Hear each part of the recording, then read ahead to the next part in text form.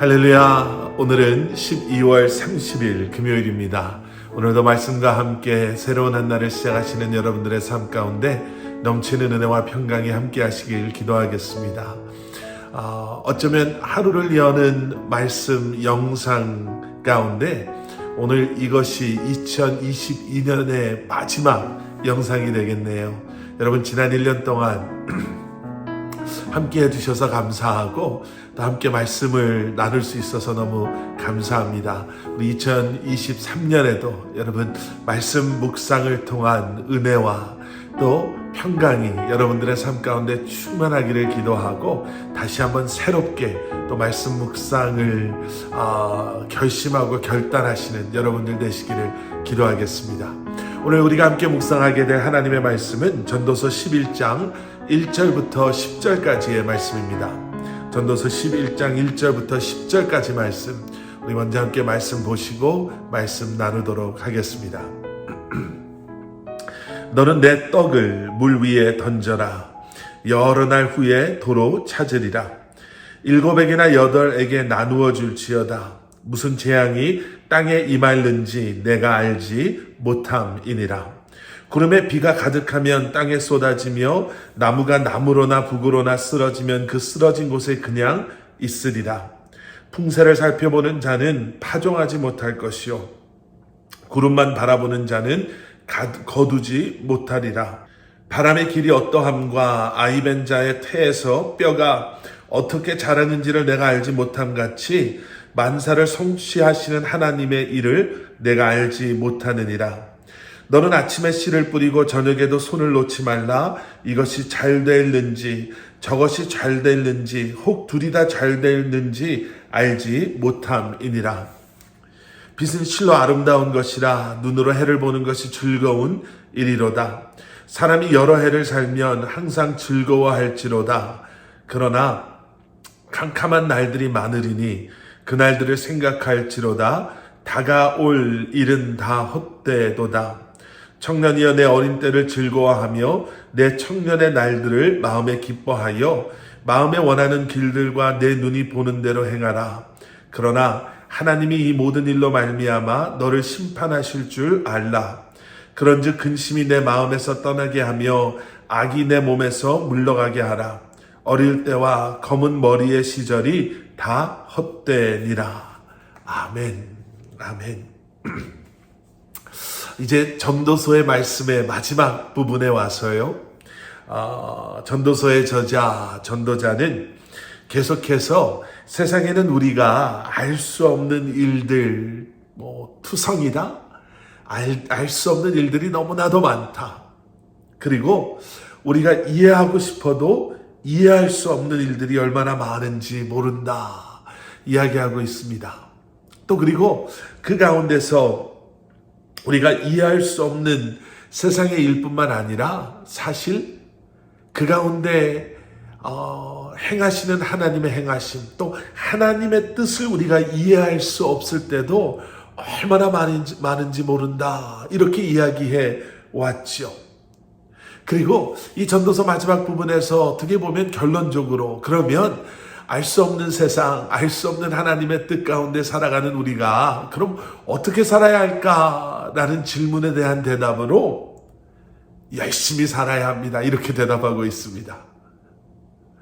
열심히 살아야 된다는 이야기가 오늘 본문 어디에 나오는가? 여러분 오늘 본문 말씀 3절을 보시면 이런 말씀이 있죠. 구름에 비가 가득하면 땅에 쏟아지며 나무가 나무로나 북으로나 쓰러지면 그 쓰러진 곳에 그냥 있으리라. 쓰러진 나무가 쓰러진 곳에 그냥 있다라는 거예요. 무슨 말인가?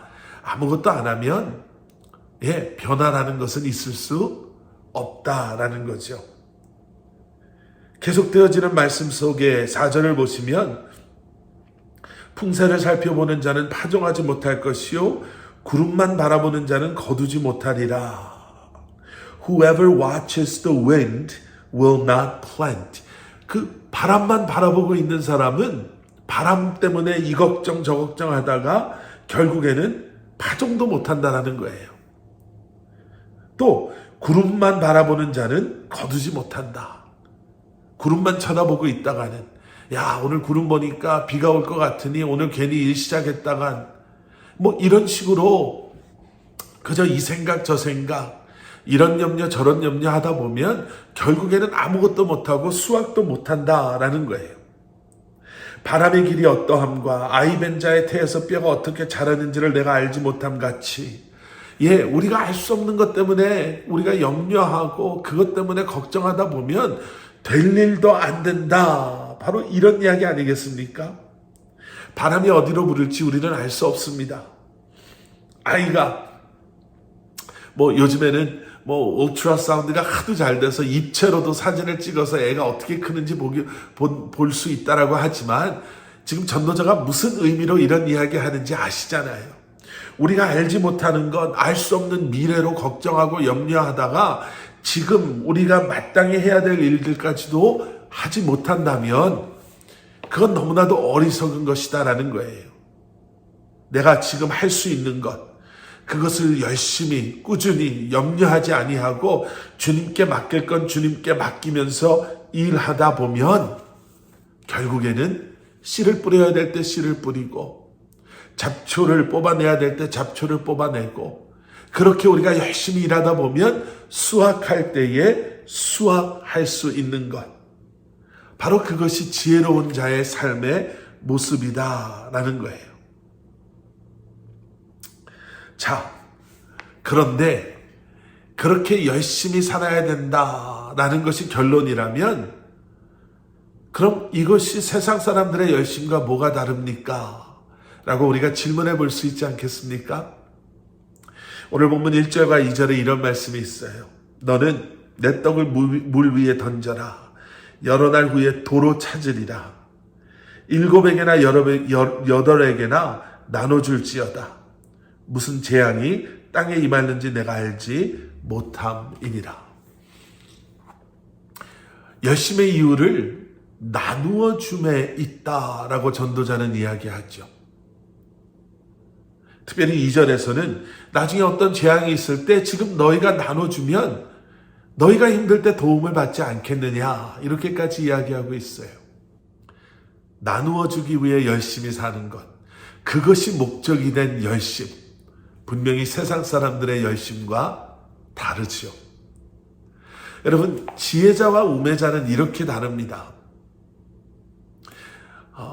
전도서의 저자는 우리가 미래를 알 수 없습니다. 세상 돌아가는 것 알 수 없습니다. 하나님의 뜻도 우리가 알 수 없습니다. 그런 것을 보고 세상 사람들은요, 그러니 모든 것이 헛되고 헛되다. 내가 앞날을 내다볼 수 없으니까 지금 현재를 후회 없이 살고 내가 하고 싶은 대로 해야 된다 라고 이야기하지만, 지혜자는 어떻습니까? 알 수 없으니 내가 현재를 그 걱정, 염려 때문에 현재마저도 망쳐놓는 것이 아니라 내가 지금 열심히 살겠습니다. 남들을 위해 살겠습니다. 나눠주며 살겠습니다. 섬기며 살겠습니다.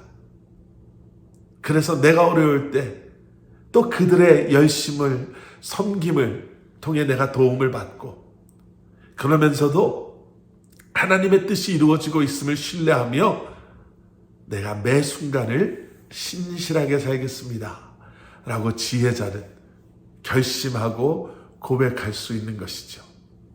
여러분, 한 해를 마무리하고 새해를 준비하시면서 지혜자의 삶을 사실 수 있기를 기도하겠습니다. 세상 사람들의 눈에 보여지는 헛됨 속에서도 하나님의 섭리를 발견하시고, 주어진 시간, 주어진 환경 속에서 열심을 다해 남들을 섬기기 위해, 하나님께서 주신 소명을 감당하기 위해 살아가시는 여러분들 되시기를 주님의 이름으로 간절히 축원합니다. 함께 기도하시겠습니다. 사랑의 아버지 하나님, 감사합니다. 주님, 우리를 붙잡아 주시옵소서. 지혜롭게 믿음으로 매일매일을, 매 순간순간을 살게 하시고, 다시 한번 아버지 하나님, 남들과는 다른 목적을, 열심을 가지고 나누어 주기 위해, 섬기기 위해 그 소명을 감당하기 위해 최선을 다하며 신실함으로 살아가는 저희들 되게 하여 주시옵소서. 예수 그리스도 이름 받들어 간절히 기도드렸사옵나이다. 아멘.